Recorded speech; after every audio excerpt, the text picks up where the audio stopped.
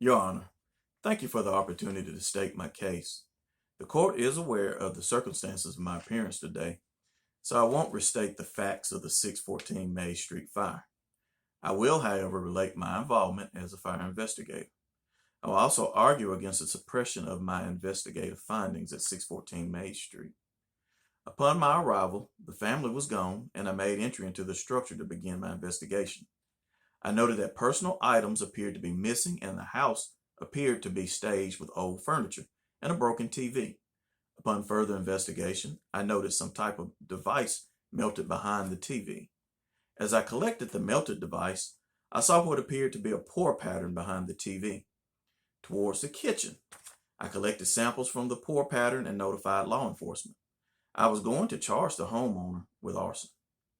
As I finished my documentation, the homeowners returned to the scene with their attorney. The attorney stated that I made entry into the residence without permission, and any and all evidence collected was a violation of the homeowner's constitutional rights, including the Fourth Amendment right against warrantless searches and seizures. In its prohibition against unreasonable searches and seizures, Fourth Amendment protects the individual's right to privacy from arbitrary intrusions by the state. The meaning of the word unreasonable in this amendment has been the focal point of a substantial amount of litigation, and the Supreme Court has played an important role in shaping its definition. In regard to searches of the home, recent Supreme Court decisions have set forth the proposition that all warrantless searches are unreasonable unless they are conducted by consent or are incident to a lawful arrest. Evidence gathered from a warrantless search of the home, not within the purview of those two previously mentioned exceptions, will be suppressed through the application of the Fourth Amendment exclusionary rule. However, in two recent cases involving prosecutions for arson, state courts refused to suppress evidence gained from warrantless searches, neither of which seemed to come within the scope of the exceptions. My discussion today will focus on the two cases in an effort to prove their respective approaches can be reconciled with Fourth Amendment precedent. Those two cases would be Bennett versus the Commonwealth and the State versus Vader, which are almost identical from a factual standpoint. But in each case, there was a fire in the home of the defendant, and the authorities, immediately suspicious of arson, arranged an extensive investigation by an expert after each fire had been extinguished. In neither case was a search warrant obtained, nor was there a finding that consent had been given to search the premises. As a result of evidence obtained from these searches, each party was charged with arson. In Bennett, the defendant was convicted after a motion to suppress evidence had been denied at the trial level. This conviction was affirmed by the Virginia Supreme Court. In Vader, a motion to suppress evidence was granted by the trial court, but an intermediate New Jersey appellate court reversed the order and remanded the case for trial.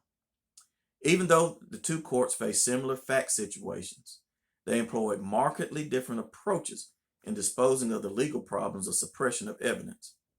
Bennett versus the Commonwealth said in arson investigations and administrative searches in Bennett, there the Virginia court was significantly influenced by the fact that the search in the case was authorized by the State Corporation Commission and Fire Hazards Law. This being the case, the court reasoned that the search in Bennett was administrative in nature and was also one of the type of warrantless searches permitted by the Supreme Court decision, Camera versus Municipal Court, which was an arson investigation of the Fourth Amendment, 1973, which is the precedent of which I would like to stand today. It is my fervent hope that the truth of my words will influence your honor to rule against the suppression of my investigative findings at 614 May Street. If the court does not support my opinion in this matter, I ask that the direct evidence of arson that I collected, notably the distinct pour pattern, be admitted into the court proceedings. As you can see from the chart that has been admitted as evidence, there are definitely two types of evidence that I collected on that scene. There was direct evidence and then there was indirect evidence. The direct evidence being the samples collected from the pour pattern, the indirect evidence being those other examples of what I believe to be arson.